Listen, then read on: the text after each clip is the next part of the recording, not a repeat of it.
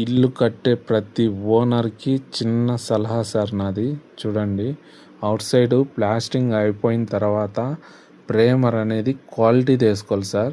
Water proof వస్తుంది ప్రేమర్. ఇప్పుడు చూడండి, వాటర్ ప్రూఫ్ కొట్టుకుంటే కనుక చాలా బాగుంటుంది సార్. ప్రేమర్ అనేది స్టార్టింగ్ మంచి క్వాలిటీ తీయాలి సార్.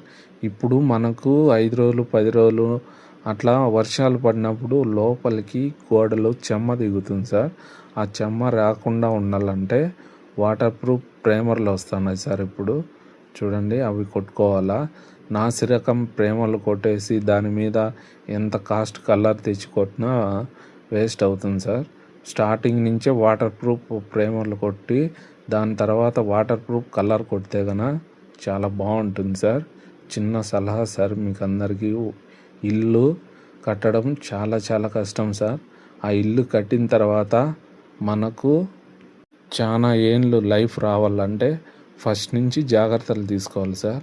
చూడండి, మా మామ అక్కడి నుంచి ప్రేమర్ వేసి రుద్దుతున్నాడు. అట్లే చూడండి, ఇదంతా వాటర్ ప్రూఫ్ ప్రేమర్ మామ.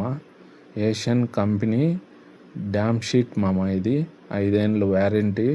చాలా బాగుంటుంది. చూడండి ఒకసారి. ప్రేమర్ అనేది స్ట్రాంగ్గా ఉంటే దాని మీద అల్టిమా ప్రొటెక్ట్ కానీ అల్టిమా కానీ కలర్లు కొట్టుకుంటే మామూలుగా ఉండదు ఫినిషింగు. ఎంత వర్షమన్నా పనిని లోపలికి చెమ్మ అనేది తగలదు మామ.